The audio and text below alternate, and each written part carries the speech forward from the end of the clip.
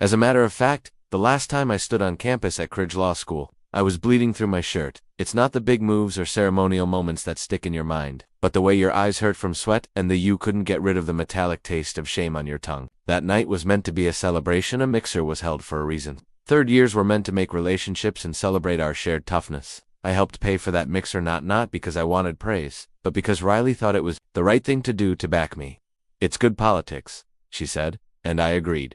When Riley talked, I always did the right thing as a husband and nodded. But that clip sure made me question my own instincts. The patio sparkled with string lights that were meant to make a rented jazz trio look charming. Sat next to the punch bowl and dressed like they were on LinkedIn. I wore a blue suit, which was the only thing I had on. I liked how it fit me best around the shoulders, but I'd worn it enough times to know that the inside was starting to fray. I stayed near the back, giving friendly nods to people I knew and pouring drinks for teachers who were no longer there. Remember my name. It didn't bother me. I wasn't trying to impress anyone. I came for Riley.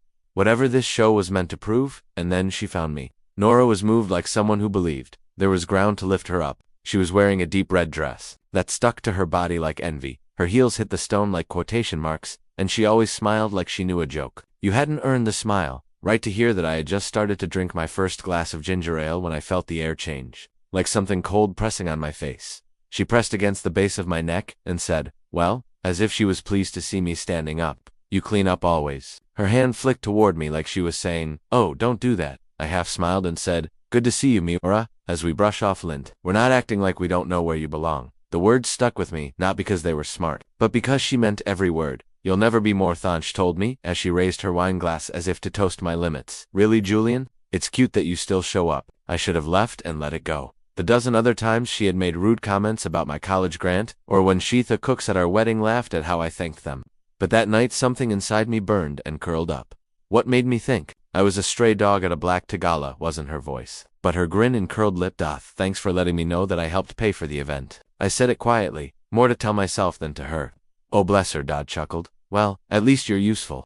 She turned around before I could say anything else, and I was whisked back into the glitter AVAs. I stood there. My heart was pounding and my jaw was clenched. Her friends were the formal heirs and future prosecutors of America. The world and the music didn't stop under my tie, but I could feel something. A snap just beneath my skin told me I didn't belong here. It wasn't anger or shame. It wasn't because I wasn't good enough, but because they wanted me to think I wasn't. I left the courtyard around 10 o'clock. Riley kissed me on the cheek while she was upset and told me she'd meet me at home. Of course, she stayed with me, as they always do.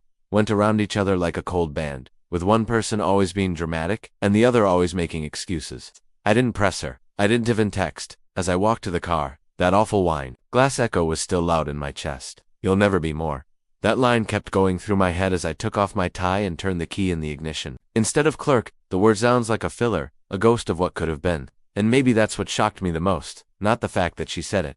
Riley didn't stop her, but what was worse was that the night's real sharp edge didn't come at the dance, but hours later. After that, I was quickly opening our front door when I heard footsteps behind me, with a smug grin. I turned around just in time to see the shape of a man stepping up from the curb, and eyes that showed he knew what. "I was you, Julian." I didn't answer.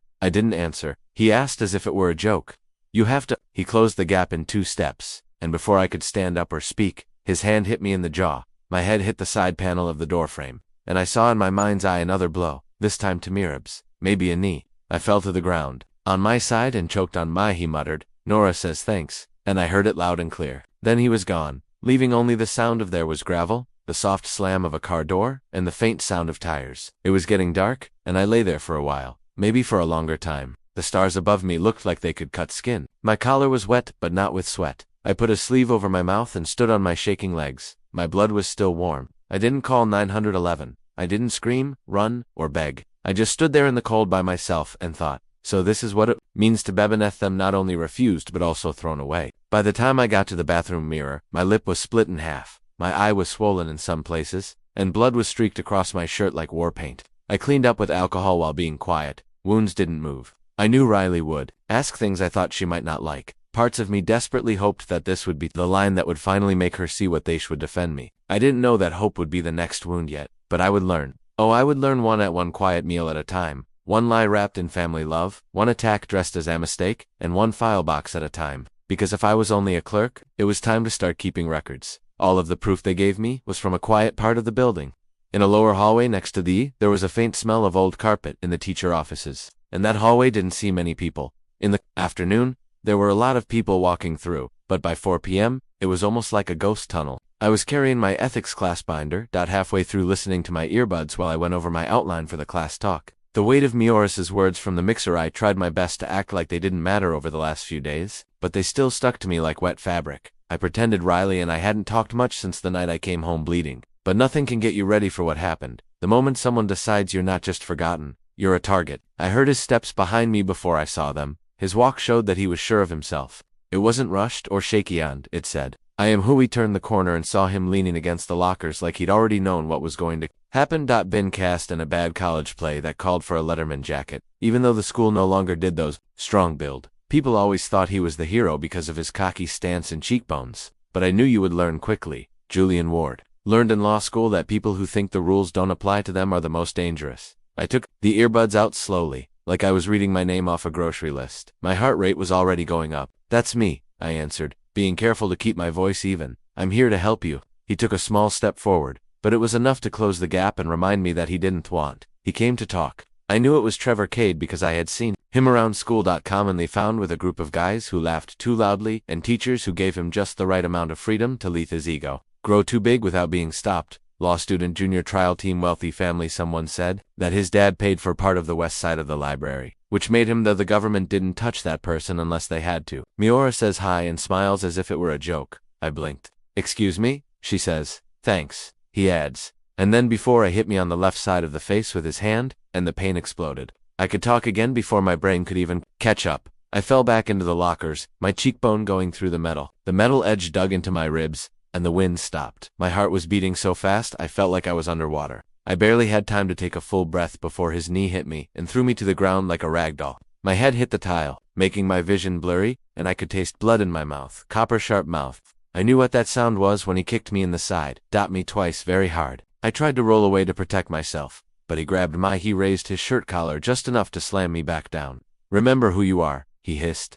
You're not part of It's a Bad World if you have a clipboard. I think he wanted me to beg, cry, or lash out, but I just stayed down. As my arm wrapped around my ribs to protect them, blood ran from my lip to the cold floor below me. I wasn't going to give up. I wasn't going to give him the pleasure of hearing a plea, so I didn't say anything. I just stood there and watched the ceiling spin. I kept track of his steps as he walked away and found that he had taken 5. It took me longer to get there. I crawled toward the wall and used the closet after being up for about 10 minutes or more. Handles to hold myself up. Every breath hurt like a knife, and my right eye my hand was already swollen and bloody from where I touched my nose. I remember wondering if I should call 911. What will they say when you talk to the dean? They'll probably be polite, but they'll probably also blame me for being in Trevor and other people who were in the wrong hallway and looked at the wrong person in the wrong way, didn't get in trouble at all, even though they had.